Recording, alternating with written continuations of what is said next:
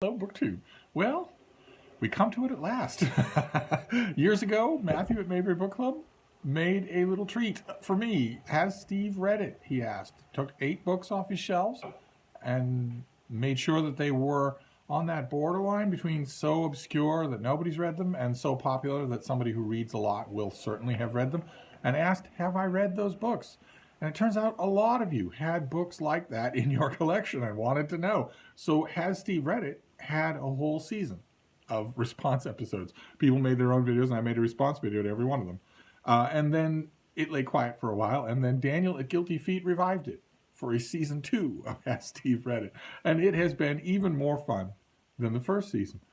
People have taken a beating, but in the scale of possible beans, little schnauzer heads right here, 1 bean for each book that I haven't read. In that scale, no one has gotten 0 beans. Everyone has managed to pick at least 1 book that I haven't read. No one's gotten more than 4 beans. The upper registers have not been broached, and we are up to the last episode. This is the season finale of Has Steve Read It Season 2. So we're going to see. We have one last contestant here, a new booktuber, David Wiley, who's, as far as I know, brand new to the platform. So you'll all want to herd over there and subscribe to him. But he thought, as one of his earliest videos, he should throw his hat in the ring. So he did. We're going to see how he does. So we're going to see how we round out the season. The first book he picks is Sweet's Anglo-Saxon Primer. And this is a yes. Now, you might think it's not. You might think, well, you know, it's a language guide to Anglo-Saxon English. So how likely is it that? But it's not just a language guide to Anglo-Saxon English. It's the classic Anglo-Saxon guide to Anglo-Saxon English. And I once taught a class on Anglo-Saxon works. Now, we did them all in translation, but all of my students wanted to know about the details of what they were missing. Wanted to know how close they could come. You know, they wanted to know, is this like Chaucer's English, where a weekend of concerted effort will get me the key to this, and I won't need to go to a language course for a year.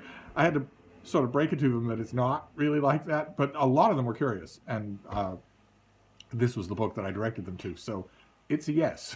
So we're gonna just move on. Not an auspicious beginning. We have lots more to go. So the next one is Medieval Iceland by Jesse Byock. And this is also a yes, because this is also a classic. In its own field of study, this is a classic. So I don't know.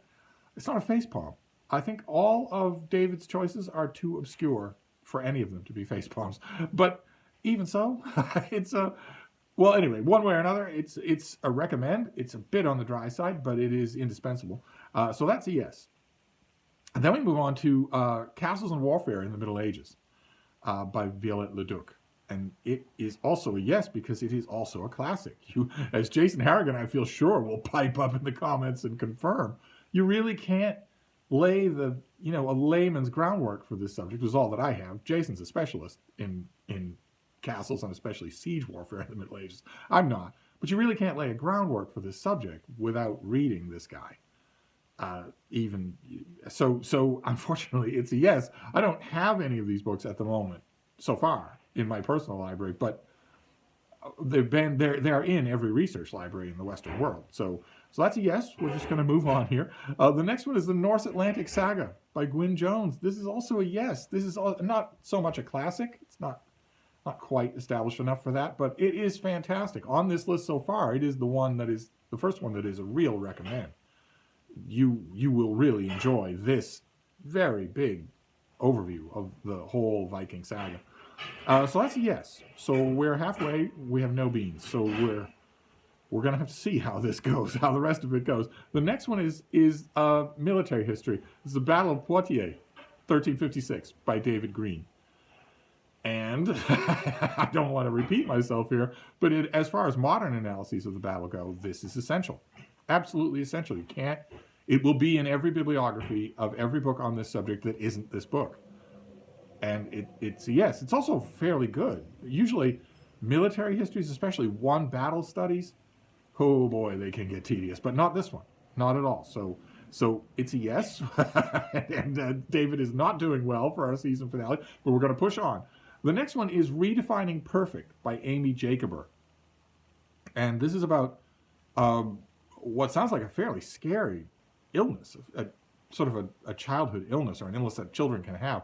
It isn't no, of course. It's not an a-hole choice. It seems to me, from listening to David talk about it, like the people who are involved in the world of this disorder know this book quite well and this author, but I'm not, and I've never read it. I don't think it would ever, in the normal course of things, cross my path. So it's a no.